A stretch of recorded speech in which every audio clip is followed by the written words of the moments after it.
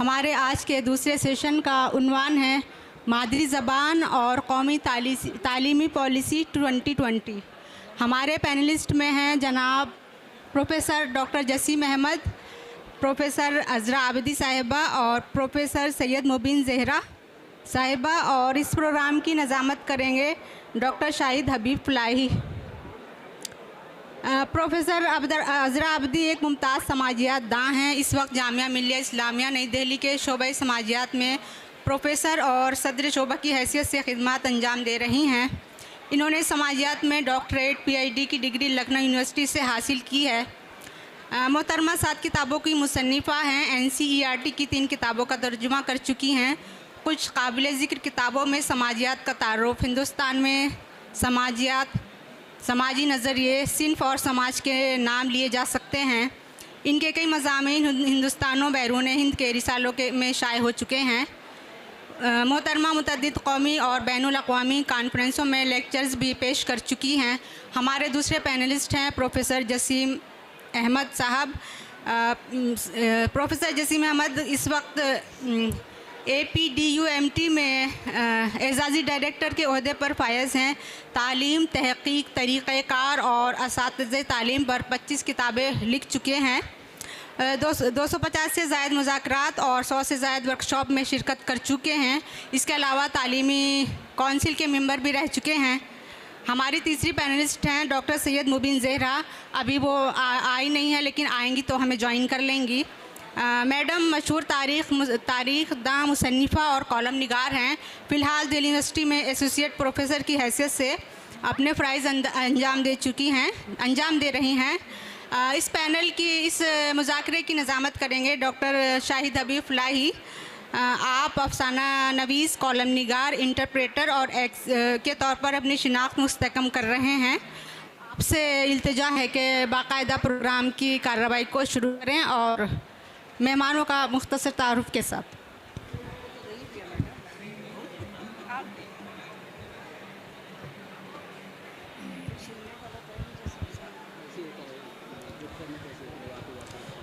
मोहतरम ख़वातीन हज़रात, आदाब, तस्लीमात। इस वक्त हम लोग कौमी तालीमी पॉलिसी 2020 पर गुफ्तगू करने के लिए जमा हुए हैं। इस मौके पे मादरी ज़बान के हवाले से कौमी तालीमी पॉलिसी में क्या कुछ निकात शामिल किए गए हैं, उस पे हमारे मुअज़्ज़ज़ शुरका इस पर बेहतर इजहार ख़याल करेंगे। चंद बातें इब्तदाई तौर से अर्ज़गुज़ार हैं कि किसी भी मुल्क में उसके निसाब को, उसकी तालीमी ढांचे को बुनियादी अहमियत हासिल है। यही जो प्रोग्राम है, इस प्रोग्राम को, इस पहलू को नेशन बिल्डिंग के तौर पे देखा जाता है। आज़ादी के बाद सबसे पहले 1968 में कौमी तालीमी पॉलिसी आई, जिसमें तालीम को सबके लिए आम करने पर ज़ोर दिया गया। उसके बाद 1986 में कौमी तालीमी पॉलिसी आई, जिसमें स्कूलों में और बिल्कुल निचली सतह तक तालीमी वसाइल को फ़राहम करने पर ज़ोर दिया गया। और इस वक्त 34 साल के बाद जो नई तालीमी पॉलिसी आई है, इसमें बुनियादी इस्लाहात और हिंदुस्तानी अखलाकियात के तनाजुर में तालीम को नई नस्ल तक मुंतकिल करने पर ज़ोर दिया गया है। तो इस तनाजुर में कई अहम इनकलाबी चीज़ें की गई हैं। इसमें आज हमारा मौजू सिर्फ़ मादरी ज़बान तक महदूद रहेगा, इसलिए आज के हमारे जो मुअज़्ज़ज़ शुरका हैं, उसमें मोहतरम जसीम अहमद साहब, आप जामिया मिल्लिया इस्लामिया के अकादमी बराए फ़रोग़ इस्तेदाद असातिज़ा बराए उर्दू मीडियम में एजाज़ी डायरेक्टर के तौर पर ख़िदमत अंजाम दे रहे हैं।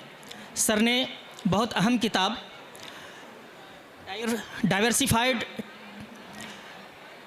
Teacher education in the context of NEP 2020 के मौजू पे एक अहम किताब लिखी है। मैं इससे गुजारिश करूँगा कि सर आप ने इस मौजू पे जब काम करना शुरू किया तो इस तालीमी पॉलिसी में क्या कुछ अहम चीज़ें आपको नज़र आई और मादरी ज़बान पर ये तालीमी पॉलिसी क्यों फोकस करना चाह रही है, इस पर ज़रा इज़हार ख्याल फरमाएं।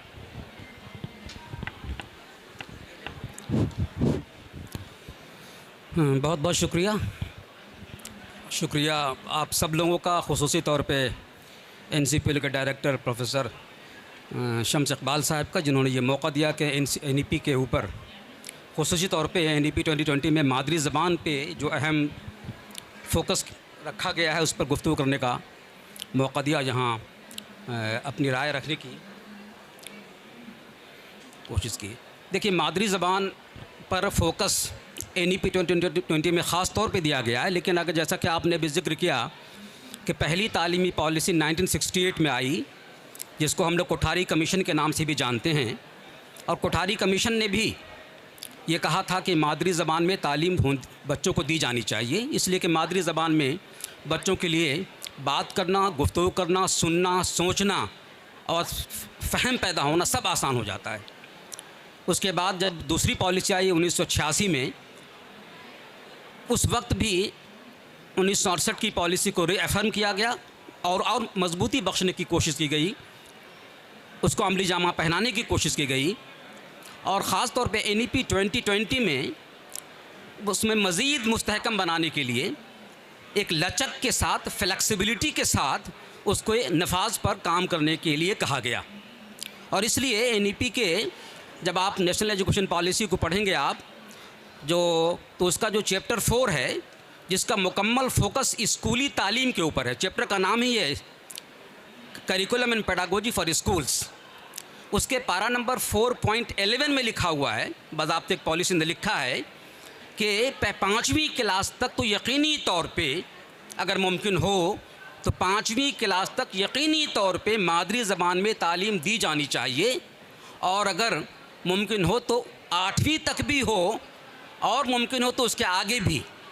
इसका मतलब है कि NEP पूरी तौर पर फोकस करती है कि मादरी ज़बान में तालीम देनी चाहिए, यानी क्लासरूम ट्रांजैक्शन का जो मीडियम है वो मदर टंग होना चाहिए, या घर की ज़बान होनी चाहिए जिसको होम लैंग्वेज भी कहते हैं, या माशरे की ज़बान जिसे कम्युनिटी लैंग्वेज भी कहते हैं, या लोकल लैंग्वेज, मकामी ज़बान, कई नामों से इसको याद किया गया है। यानी बच्चे की मादरी ज़बान हो, या बच्चे के घर की ज़बान हो, या बच्चे की मकामी ज़बान हो, या बच्चे की कम्युनिटी की लैंग्वेज हो, उस ज़बान में तालीम दी जाएगी तो यकीनी तौर पर बच्चे तक बात टीचर पहुँचा पाएंगे, बच्चे उसको फ़हम कर पाएंगे और उनकी तालीमी तरक्की बेहतर हो पाएगी। और इसलिए पूरा का पूरा फोकस ये है कि मादरी ज़बान पे फोकस होनी चाहिए, उसके ज़रिए तालीम दिया जाना चाहिए। और इसलिए ये भी कोशिश की जा रही है, NCERT ने तकरीबन, देखिए NCERT ने 11 ज़बानों में अपनी उनकी टेक्स्ट बुक लिख दी है उन्होंने, अब 22 ज़बानों में शुरू हो और गया अब 22 ज़बान में टारगेट ये है कि जो 8th शेड्यूल में 22 लैंग्वेज है, 22 की 22 ज़बान में NCERT की सारी टेक्स्ट बुक आने वाली हैं। और एक अब बात और कि जो मटेरियल है, कंटेंट है, दीक्षा के प्लेटफॉर्म पर जो मटेरियल है वो 38 लैंग्वेज में मौजूद है, 38 ज़बान में मौजूद है, यानी कि तकरीबन हिंदुस्तान के हर हिस्से का बच्चा उससे फ़ायदा उठा सकता है। हाँ, चलिए। इसी से जुड़ा एक सवाल मैं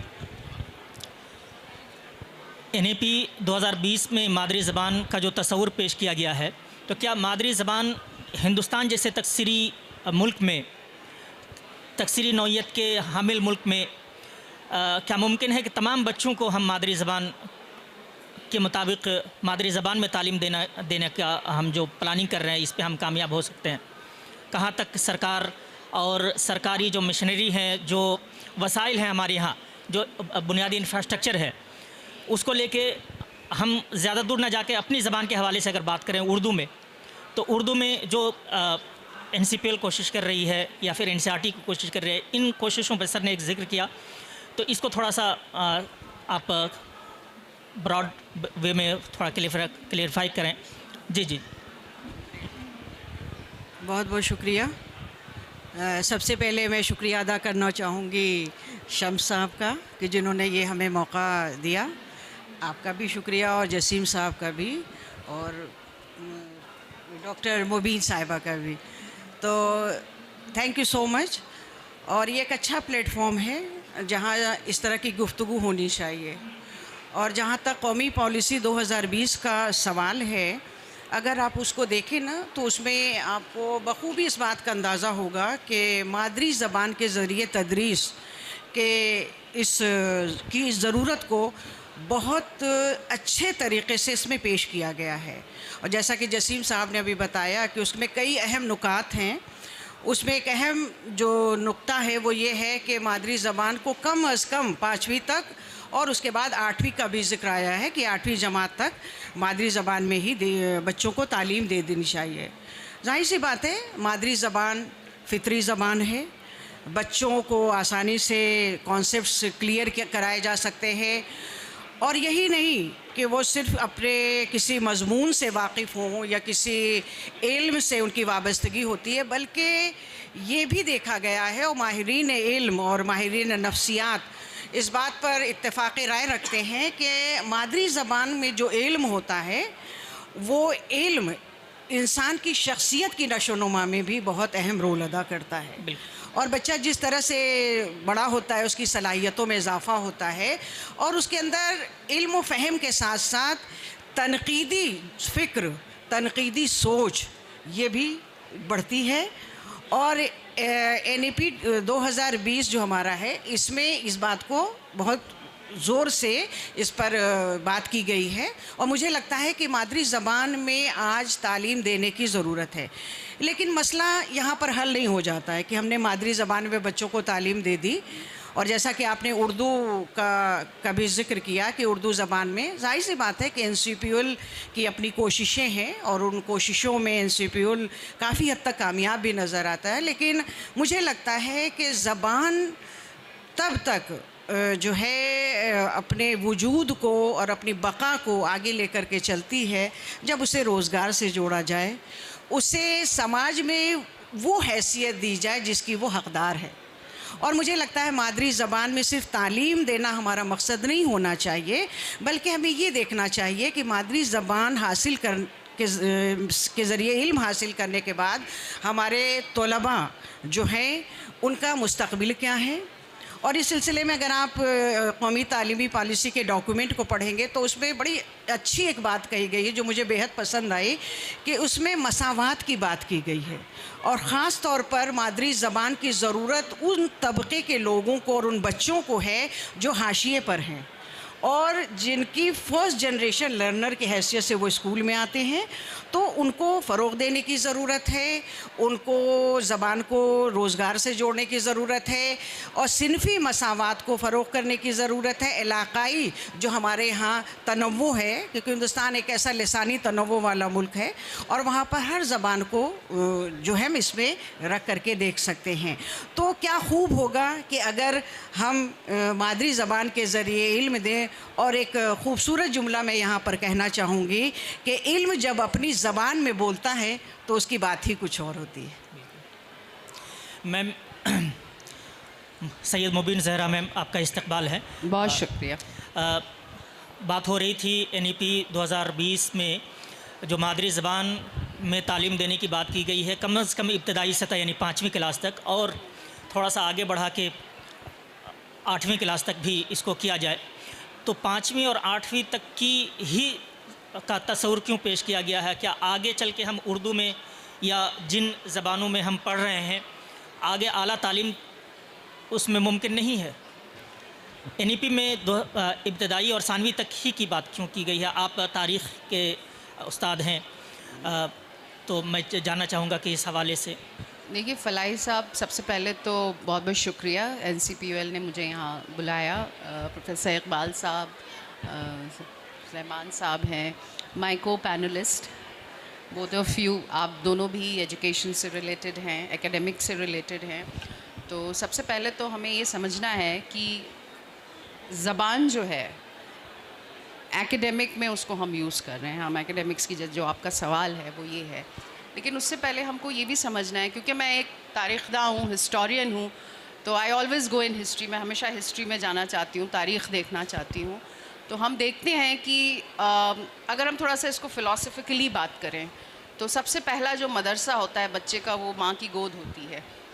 तो मादरी ज़बान, अगर आप इसको इमोशनल इंटेलिजेंस से भी जोड़ना चाहें, तो जो NEP 2020 का जो डॉक्यूमेंट है, जो मैम कह रही थी, उसको मैं थोड़ा सा टेक्निकलिटी से हटा के फ़िलासफ़िकल सोशोलॉजिकल पर्सपेक्टिव से इसको समझना चाहूँगी। क्योंकि मादरी ज़बान इसलिए ज़रूरी है, इसलिए इम्पॉर्टेंट है कि एक यूनिवर्सल लैंग्वेज जो होती है वो माँ की लैंग्वेज होती है।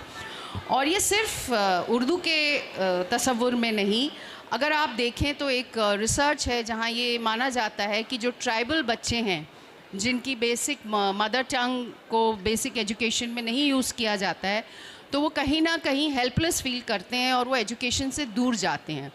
तो जब हम मदर टंग, मादरी ज़बान, NEP 2020 की बात करते हैं, तो हमें ये सोचना है, एक ज़िम्मेदारी के हिसाब से ये सोचना है कि ये एक ऐसे इशू को, एक ऐसे मुद्दे को कनेक्ट कर रही है जो बहुत ही इमोशनल इंटेलिजेंस से रिलेटेड है, उसके साथ साथ वो एक सोशल अपलिफ्टमेंट से रजिस्टर्ड है।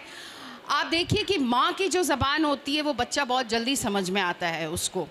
तो ये कहीं ना कहीं एजुकेशन को प्रमोट करने की, ऐसे मार्जिनलाइज जो हाशिए पे जो लोग हैं, चाहे वो ट्राइबल हों, अगर आप थोड़ा सा रिपोर्ट देखें, इसका जो एक सर्वे किया गया है NEP 2020 मदर टंग को लेकर, तो उसमें देखा गया है स्टेट्स लाइक झारखंड, हरियाणा, उत्तराखंड, बिहार, ऐसे स्टेट्स में जो मदर टंग को जो यूज़ किया जा रहा है, मादरी ज़बान को यूज़ किया जा रहा है, उसकी वजह से बच्चों का स्कूल में रजिस्ट्रेशन बढ़ा है।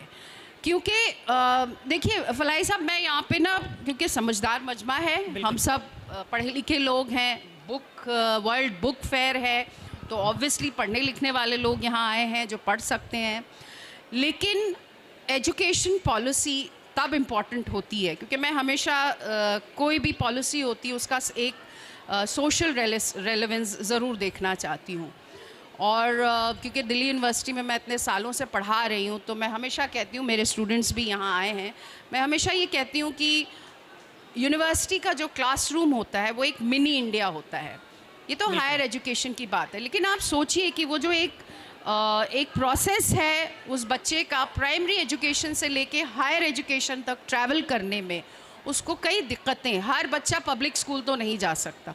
तो उस मुद्दे को लेकर ये जो NEP 2020 मदर टंग पे जो जोर दिया गया है वो बहुत इम्पॉर्टेंट है, क्योंकि वो सिर्फ एजुकेशन को नहीं प्रमोट कर रहा है, वो कहीं ना कहीं एक इमोशनल इंटेलिजेंस जो है स्टूडेंट्स की, उसको केटर करता है, उसके साथ साथ एक सोशल अपलिफ्टमेंट की भी बात करता है। और जैसा मैम और सर कह रहे थे, I am sorry I got stuck in the traffic, तो जो मुझे थोड़ा बहुत समझ में आया है, जो मैंने केटर किया है जब मैं पहुंची हूं, तो मुझे ऐसा लगता है कि हम एजुकेशनिस्ट की तो जिम्मेदारी है। शम्स इकबाल साहब ने इतने इम्पॉर्टेंट मौजू पे इस डिस्कशन को रखा है, बहुत इम्पॉर्टेंट और बहुत इम्पॉर्टेंट मौजू है ये। क्योंकि हम अपने नेशनल डेवलपमेंट में इसको जोड़ रहे हैं। हम जो लोग, अब मैं इसको थोड़ा सा हिस्ट्री से कनेक्ट करूँगी, क्योंकि कॉलोनियलिज़म की वजह से, इम्पीरियलिज़म की वजह से हम लोग एक ज़बान के ग़ुलाम हो गए। सिर्फ उर्दू की बात नहीं है, आई एम सॉरी, मैं सिर्फ उर्दू की बात नहीं करूँगी, मैं यहाँ पे हर उस लैंग्वेज की बात करूँगी जिसमें हर इंसान प्राइड लेता है। क्योंकि मुझे पता है कि मेरा एक स्टूडेंट जो बिहार के किसी गांव से आ रहा है, तो उसकी जो वहाँ लैंग्वेज बोली जा रही है उसमें वो प्राइड रखता है। एक बंगाल से अगर मेरा कोई स्टूडेंट आ रहा है, तो mother tongue is very important, क्योंकि वो आपकी सेंसिटिविटी, आपके सोशल अपलिफ्टमेंट से जुड़ी हुई है। इसलिए मैं इसका खैर मकदम करती हूँ, और मुझे ऐसा लगता है कि हमारी जिम्मेदारी ज़्यादा बढ़ जाती है। जी सर प्लीज़। बहुत अच्छा जवाब दिया है, लेकिन मैं कुछ ऐड करना चाह रहा हूँ, क्योंकि फलाही साहब ने जो कहा था कि आला तालीम से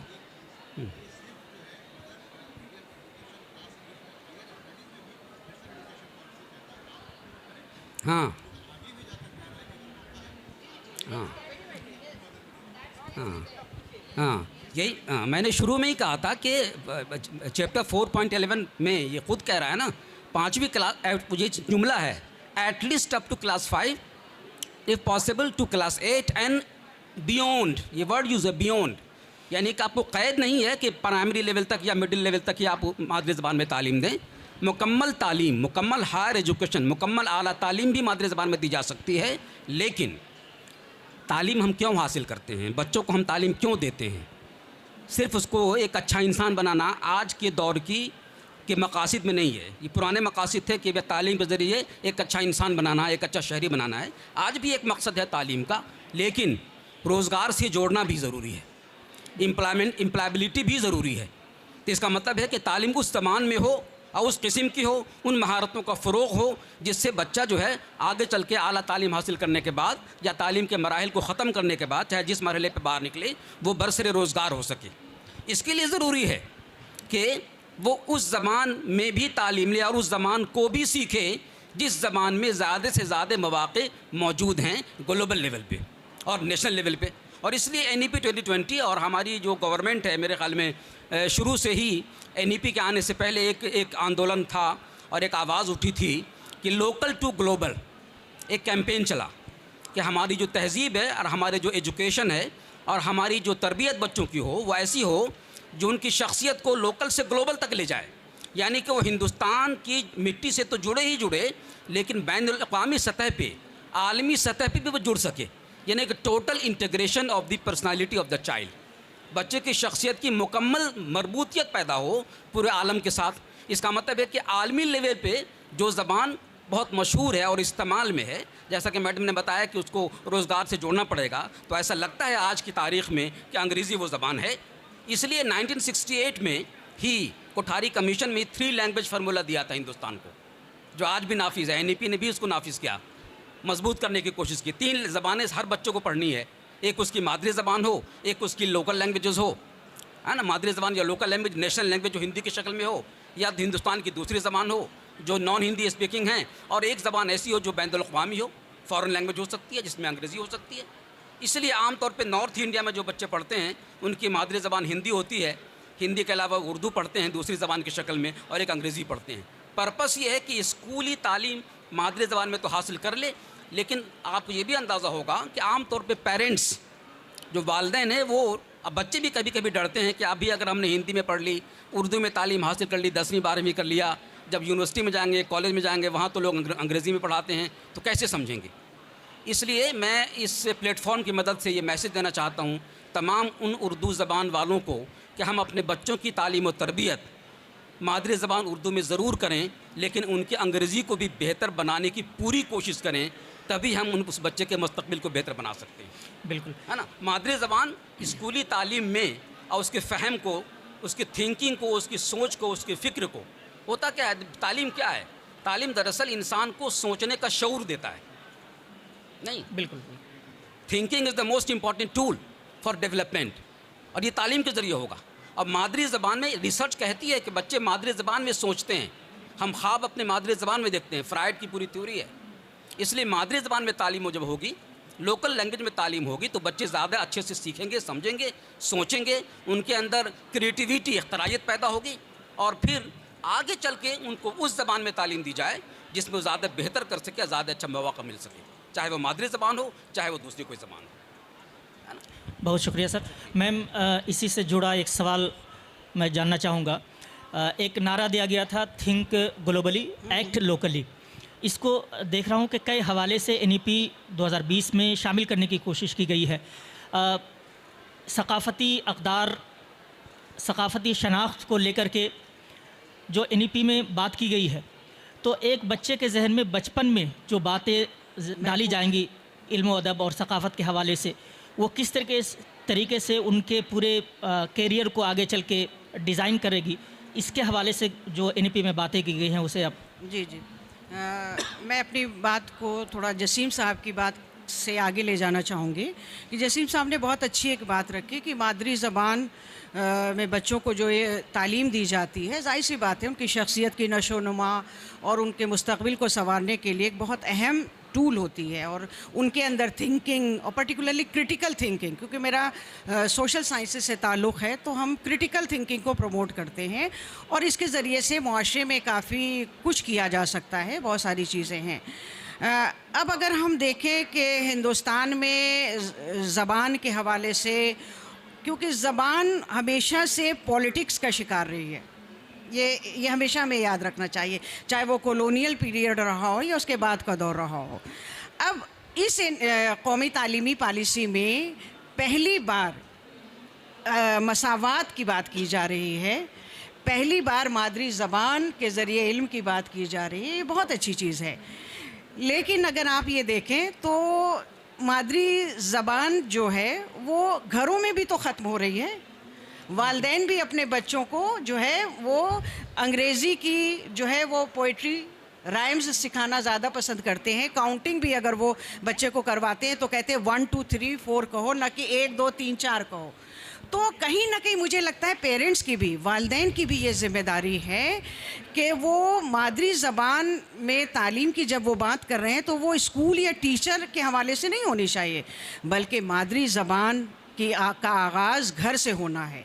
अभी हमारे को पैनलिस्ट ने ये बात रखी कि माँ की आगोश तरबियत का पहला वो इदारा है, वो पहली जगह है जहाँ बच्चा इल्म हासिल करता है, जहाँ वो महसूस करता है, जहाँ वो अपनी जो है शख्सियत की नशोनुमा करता है। तो जाहिर सी बात है अब हमें वालिदैन की तरफ भी देखना है, दूसरी तरफ हमें कॉलेजेस में, यूनिवर्सिटीज़ में भी देखना है।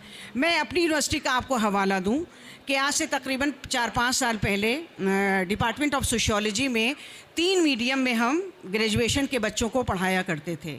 एक हमारा हिंदी मीडियम होता था, एक इंग्लिश मीडियम होता था और एक उर्दू मीडियम होता था। लेकिन आज मैं आपको बताऊं कि ये सूरत हाल है कि उर्दू मीडियम में पढ़ाने के लिए हमें कोई टीचर नहीं मिलता है, क्योंकि उसे इल्म ही नहीं है, ना उसको उर्दू की टर्मिनोलॉजी आती है, ना वो आसानी से अपना लेक्चर डिलीवर कर सकता है। हर एक को अंग्रेज़ी पसंद है, अंग्रेज़ी बोलना भी चाहते हैं, अंग्रेज़ी में पढ़ाना भी चाहते हैं। उसका जवाब क्या देते हैं, इसका रीज़न क्या है, सबब क्या है? वो ये कहते हैं कि उर्दू में मवाद मौजूद नहीं है, हिंदी में अच्छी किताबें मौजूद नहीं हैं। तो ये कौन एफ़र्ट करेगा? ये एफ़र्ट हम जैसे पढ़े लिखे जैसे लोगों को करना है, हम लोगों को करना है। हम मादरी ज़बान को फ़रोग़ देने की बात तो कह रहे हैं, हम अपने बच्चे को उस तरफ ले जाने की तो बात कर रहे हैं, लेकिन हमने क्या किया? तो that I am trying to say that this is our academic responsibility to promote, to develop curriculum, pedagogy, good literature in mother tongue as well. जब तक हम मादरी ज़बान में अच्छा काम नहीं करेंगे, जैसे कि अभी एनसीईआरटी का हवाला दिया गया कि एनसीईआरटी ने एफ़र्ट्स किए हैं, तो अपने लेवल पर हमें भी एफ़र्ट करना होगा।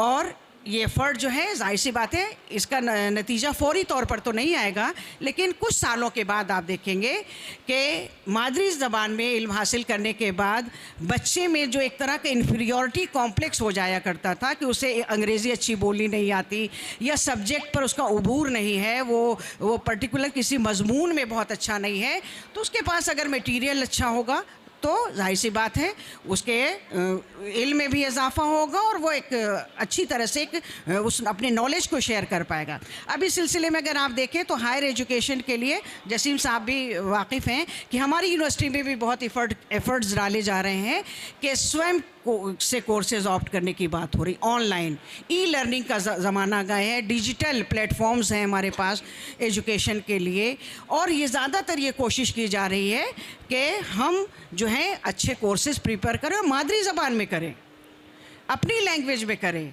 किसी को बंगाली आती है तो बंगाली में वो कोर्स डेवलप करे, किसी को हिंदुस्तानी आती है तो हिंदुस्तानी में करे, किसी को उड़िया आती है तो उड़िया में करे। तो मूक क्लासेस होंगी ताकि बच्चों को वो मटेरियल दस्तयाब हो।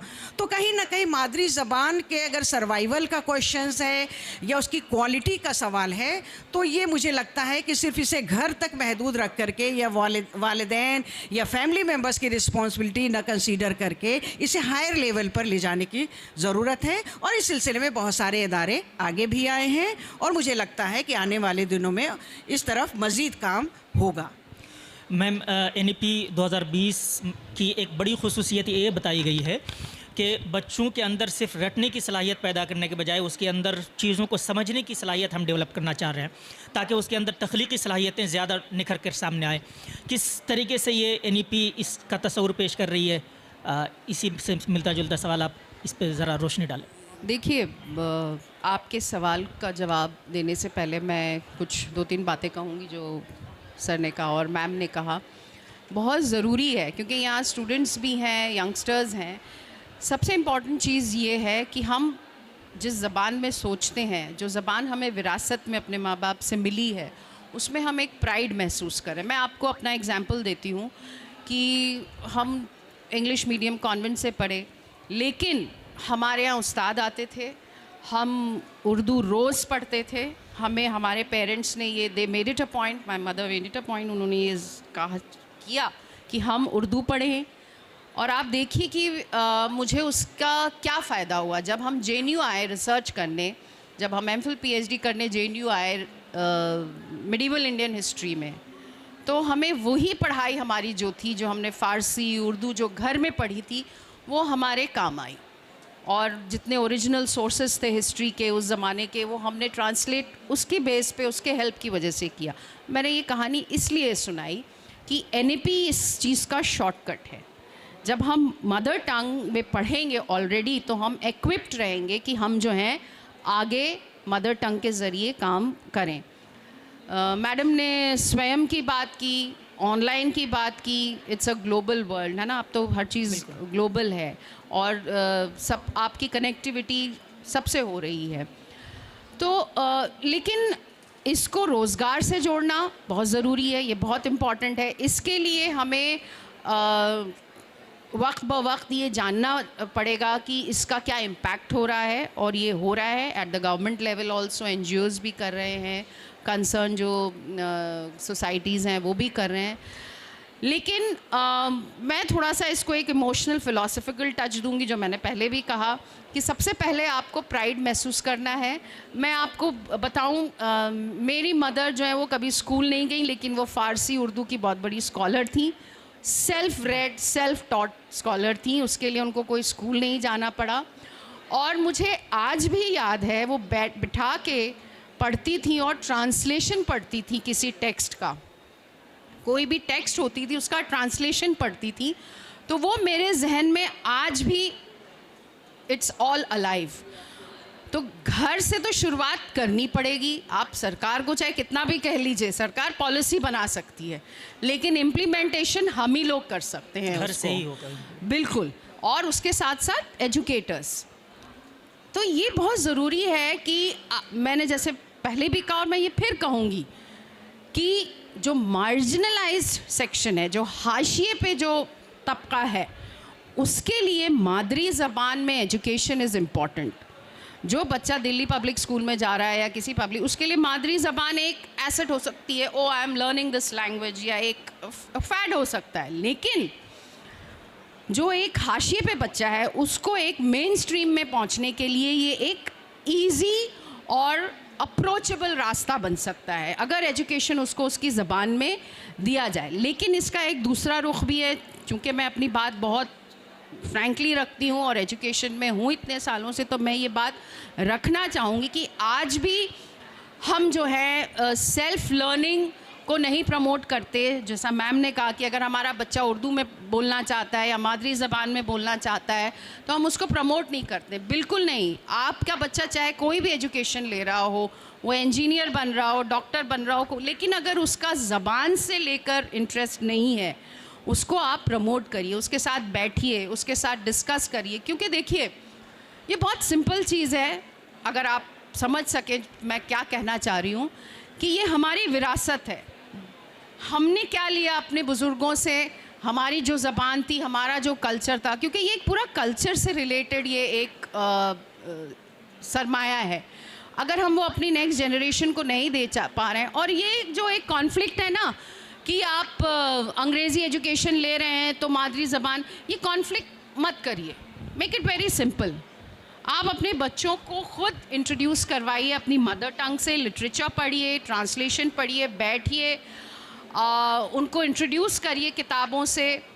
आप इंटरेस्ट बनाइए बच्चों का, ये तो एक फैमिली लेवल से होना ज़रूरी है। और NEP is I think doing a good job. जैसा कि मैंने कहा, मैं आपसे बताना चाहूँगी कि यूनिसेफ की कल्चरल लैंग्वेज कमेटी है, वो भी मदर टंग को प्रमोट करने की बात करती है। तो ये कोई एक नेशनल, हमारा नेशनल मुद्दा नहीं है।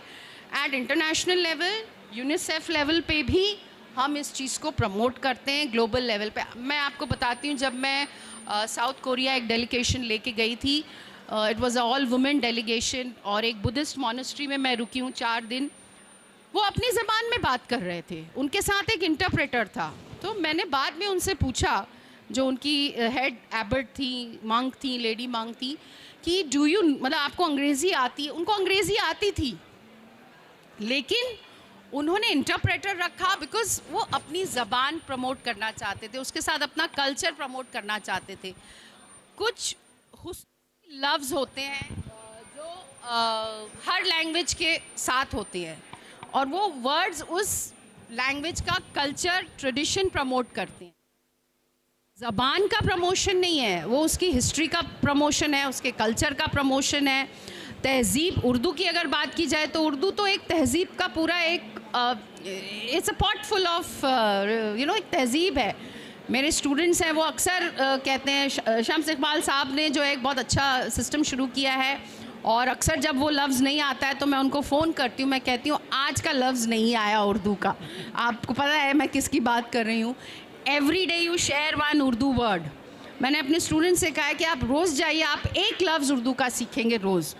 तो मादरी ज़बान सिर्फ ये एक आपको रेस्ट्रिक्ट करने के लिए नहीं है, या आपको कुछ छोटा फील करने के लिए नहीं है, ये आपको अंदर से मजबूत करने के लिए है, इमोशनली मजबूत करने के लिए है।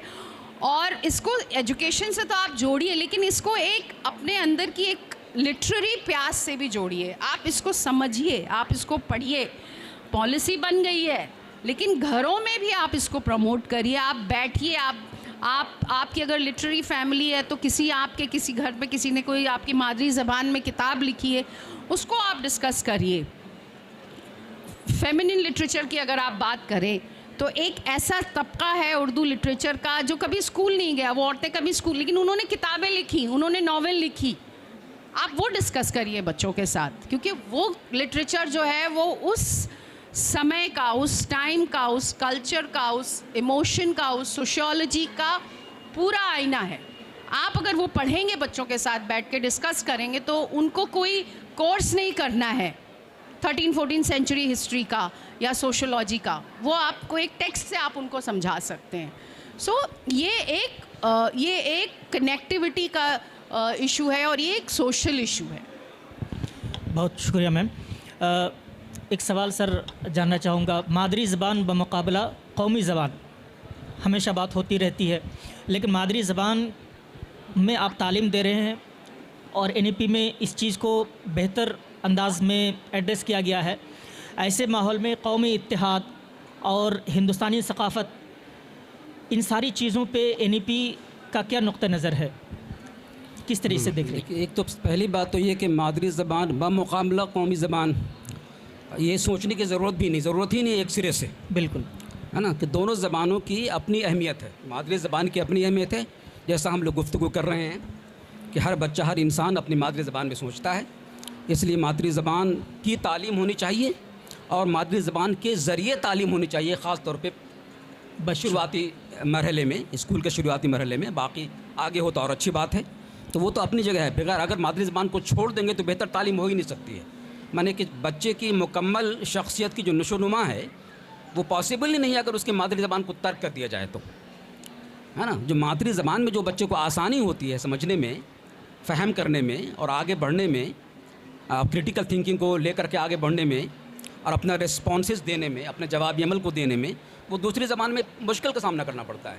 अभी मैडम ने अपना तजर्बा शेयर किया आपके साथ। मैंने अपनी प्राइमरी स्कूलिंग मकतब से की, प्राइमरी मकतब जो उर्दू मीडियम था, बहुत खूब, है ना, यानी कि 5वीं क्लास तक मेरी मीडियम उर्दू थी, और फिर 6ठी से लेकर 10वीं क्लास तक हमारी मीडियम हिंदी थी, हिंदी मीडियम स्कूल में रहे। और जब कॉलेज में पहुँचे तो वहाँ अंग्रेज़ी मीडियम था, दुश्वारी का सामना करना पड़ा। लेकिन हाँ, मेहनत करते थे, इसलिए बहुत ज़्यादा परेशानी नहीं हुई, लेकिन परेशानी तो हुई, लेकिन उसको अबूर किया हमने। अगर ये एक ही ज़बान में तालीम हमारी शुरू से होती रहती, मादरी ज़बान में, तो शायद ज़्यादा अच्छा करते।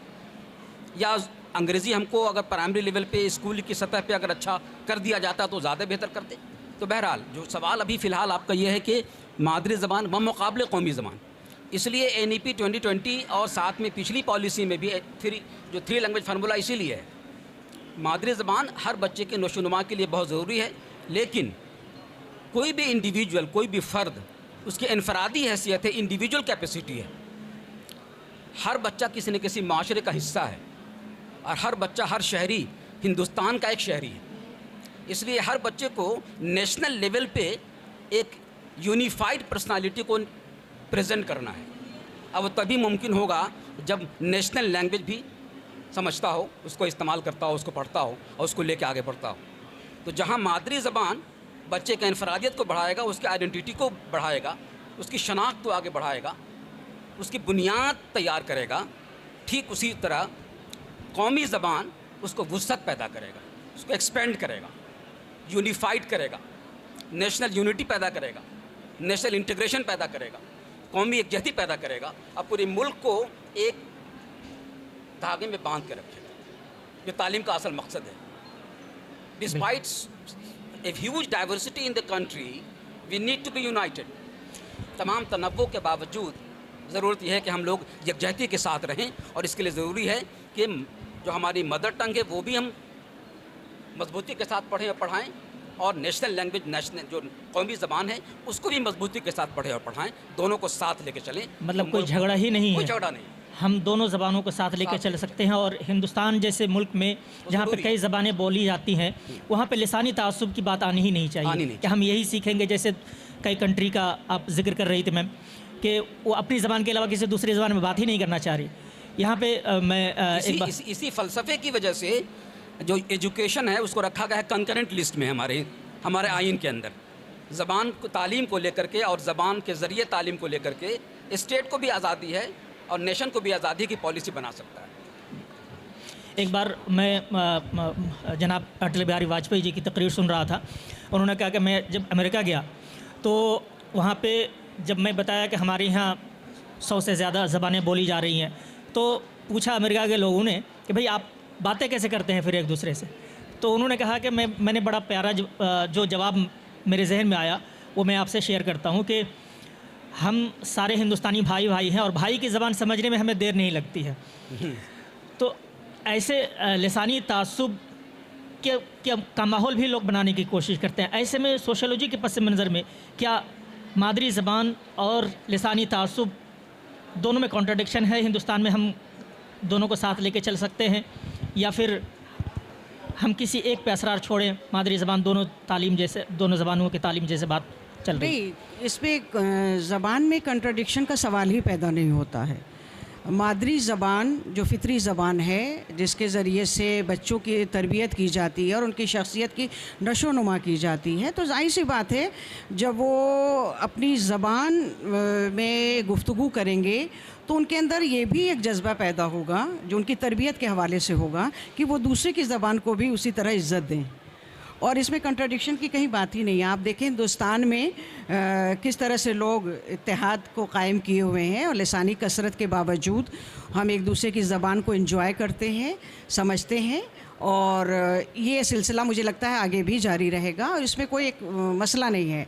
मसला यहाँ पर है जो अभी हमने जो गुफ्तगू की, और मुझे लगता है शायद मैं इसी पे कॉन्क्लूड भी करूँगी अपनी बात को, कि मादरी ज़बान में तालीम, चाहे वो इब्तदाई दौर की तालीम हो या आला तालीम हो, उसके लिए हमें सिलेबस और करिकुलम पर भी देखना होगा। अगर आज आप देखें तो बच्चों के लिए जो तालीम का इंतज़ाम किया गया है, और जो नेशनल, इंटरनेशनल और इंग्लिश मीडियम स्कूल्स और प्राइवेट स्कूल्स में जाते हैं, तो उनके ऊपर इतना ज़्यादा बोझ है तालीम का, इतना ज़्यादा वज़न डाल दिया गया है कि उनके पास वक्त ही नहीं बचता है।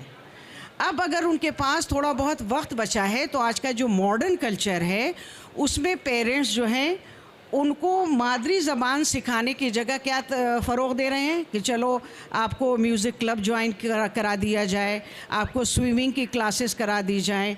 तो मुझे लगता है कि जो हमारे पास सिलेबस है उसमें कहीं ना कहीं हमें निकालना पड़ेगा एक स्लॉट, एक वक्त।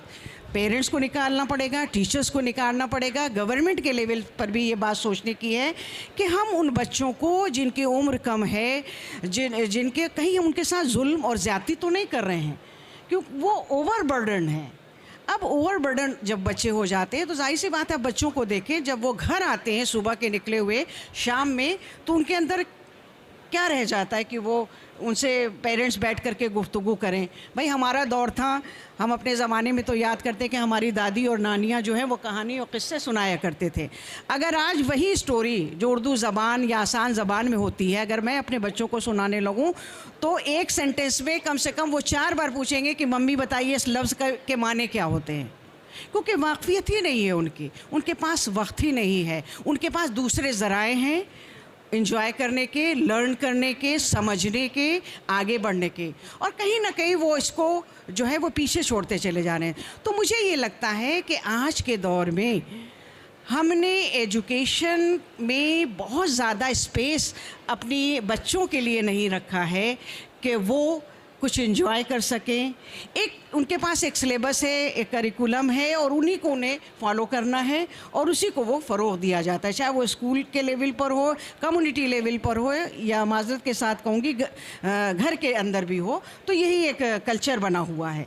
तो मुझे लगता है कि मादरी ज़बान को फ़रोग़ देने के लिए थोड़ा सा हमारा जो एजुकेशन सिस्टम है, पर्टिकुलरली जो हमारे प्राइमरी लेवल तक जो है उसमें भी थोड़ा सा चेंज करने की ज़रूरत है, और तभी हम ज़बान के साथ भी इंसाफ़ कर पाएंगे, मुआशरे के साथ भी इंसाफ़ कर पाएंगे, और अपनी सकाफ़त को भी हम सजो करके रख पाएंगे। तो मेरा एज ए सोशियोलॉजिस्ट जो मेरा कंसर्न है वो ये है कि कल्चर जो है हमारी एक धरोहर है, हमारी एक विरासत है, और उस विरासत को हमें संभालना है, और उस विरासत को संभालने में हमारी जो मादरी ज़बान है यकीनी तौर पर बहुत माविन है, क्योंकि मादरी ज़बान हमारी फितरत से जुड़ी है, हमारी तरबियत से जुड़ी है, और इसको हमें ख़त्म नहीं होने देना चाहिए।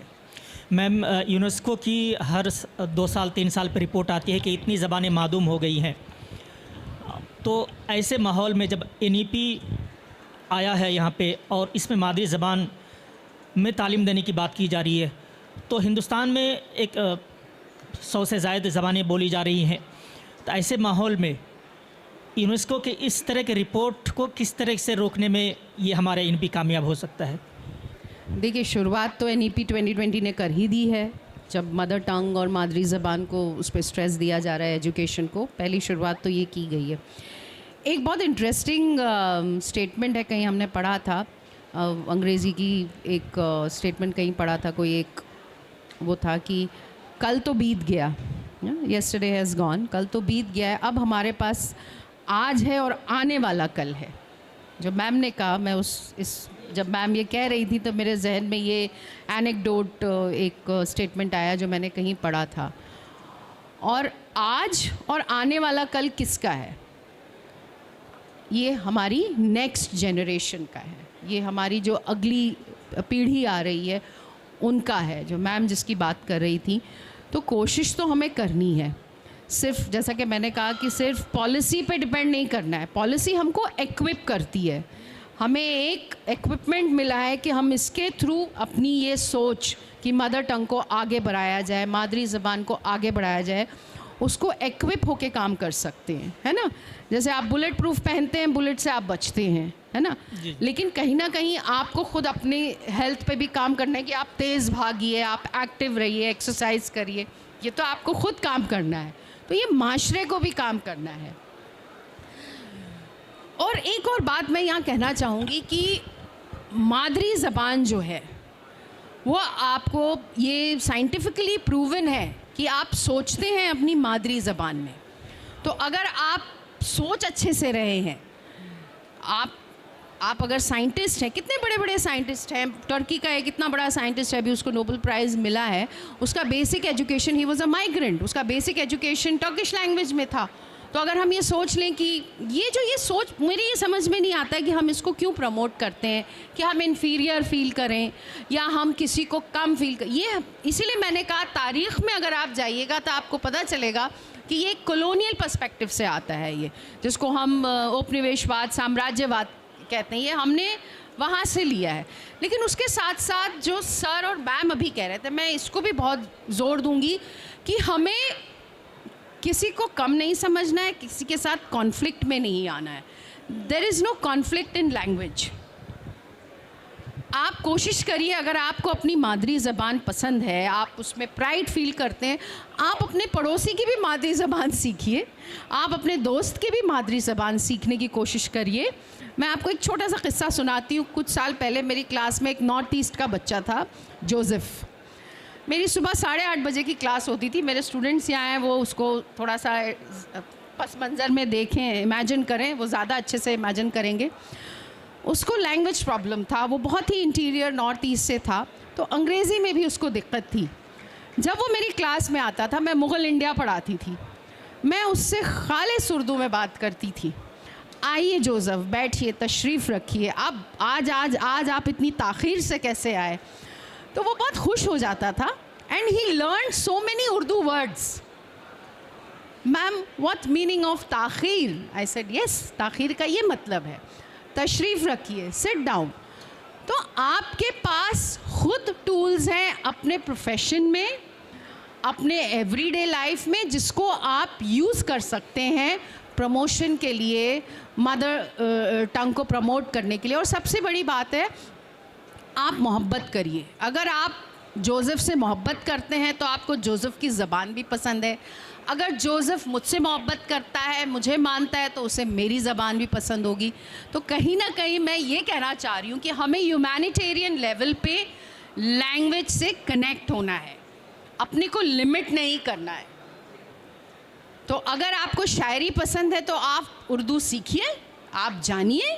शायरी जानने के लिए आज देखिए, आज उर्दू इज़ वेरी कमर्शियलाइजेशन, आप देखिए कितना हो रहा है उर्दू का। तो मुझे तो नहीं लगता कि कहीं ख़त्म हो रही है मदर टंग, है ना। उसी तरह अगर आप भक्ति लिटरेचर की बात करें तो तमिल भक्ति लिटरेचर, हिंदी में भक्ति लिटरेचर है, महाराष्ट्र धर्म, मराठी का पूरा एक लिटरेरी कॉर्पस है जो भक्ति लिटरेचर है, वो मराठी में है ओरिजिनल।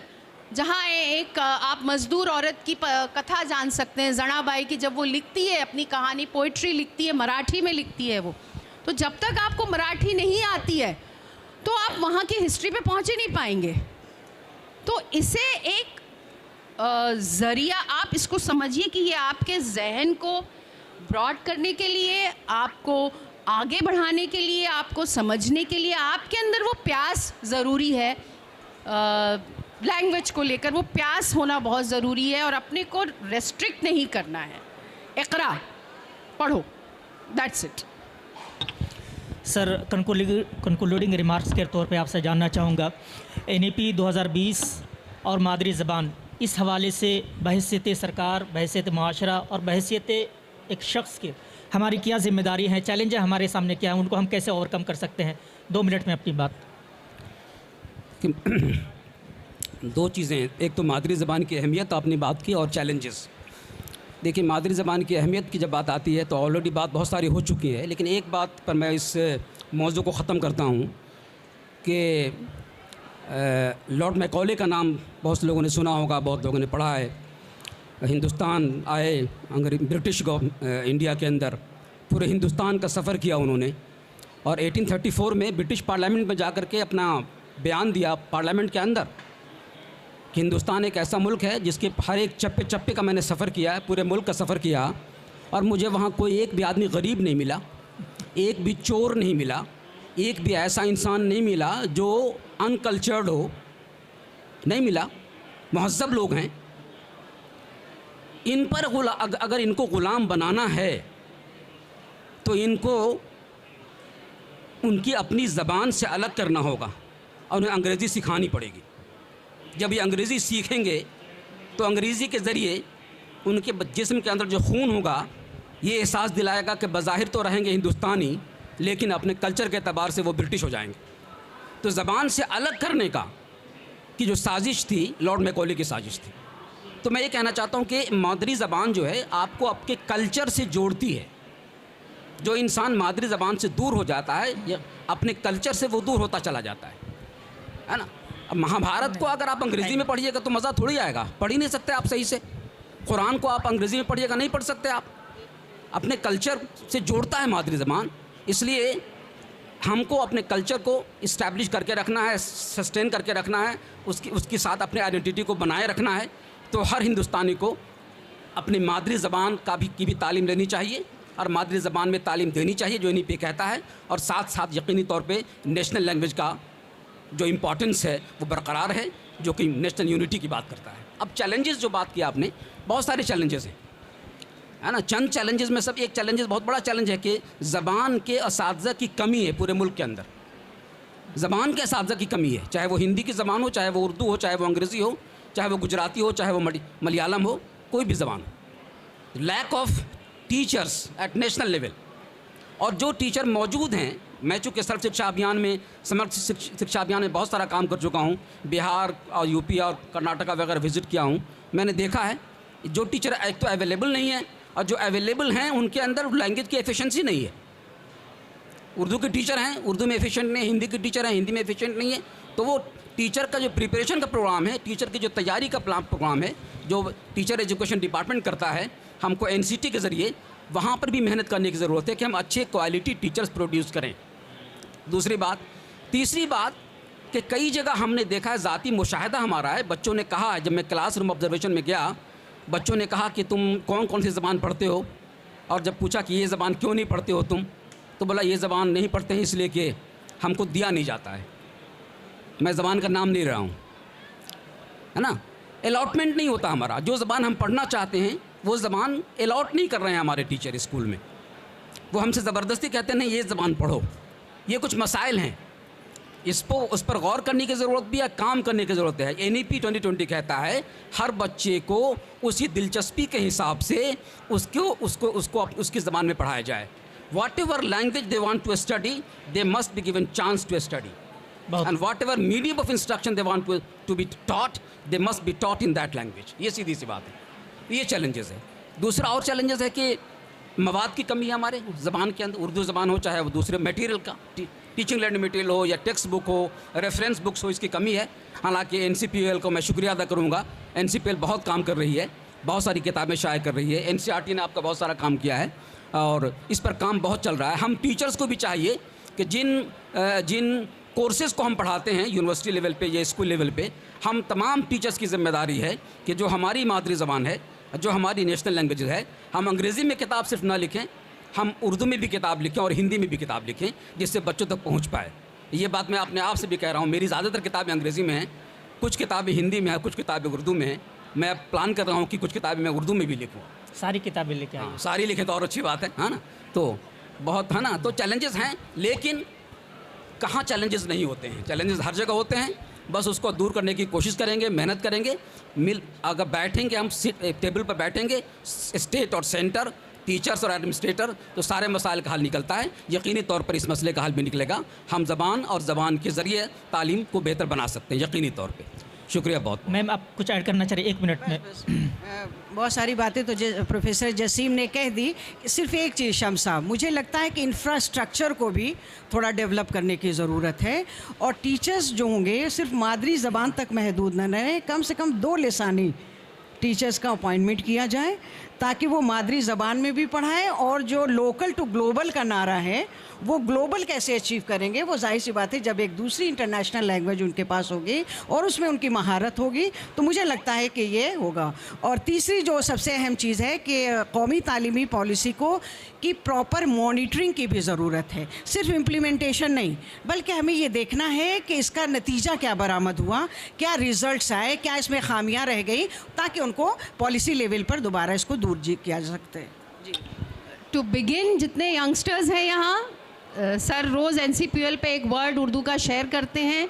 जो उर्दू के वर्ड जानना चाहते हैं वो देखिए, गो टू द वेबसाइट। और ऑनलाइन के ज़माने में, इंटरनेट के ज़माने में दुनिया छोटी होती जा रही है, तो आप ख़ुद भी सीख सकते हैं, सेल्फ़ लर्निंग भी कर सकते हैं। तो ख़वातीन हज़रात, ये मुख्तसर सा मुबाहिसा जो कौमी तालीमी पॉलिसी और NEP मादरी ज़बान के हवाले से हमारी कोशिश रही कि इसके मुख्तलिफ़ पहलुओं को आपके सामने लाया जाए। बस गुजारिश ये है कि लॉर्ड मैकाले की जो बात हुई, लॉर्ड मैकाले ने अपनी पॉलिसी जिस तरीके से हिंदुस्तान पे थोपने की कोशिश की थी, सरकार ने अपनी तरफ से उस पॉलिसी की नाकामी की कोशिश शुरू कर दी है। अब हमारी और आपकी ज़िम्मेदारी है कि इस मौके को कैसे हम ग्रैब करते हैं। बहुत बहुत शुक्रिया।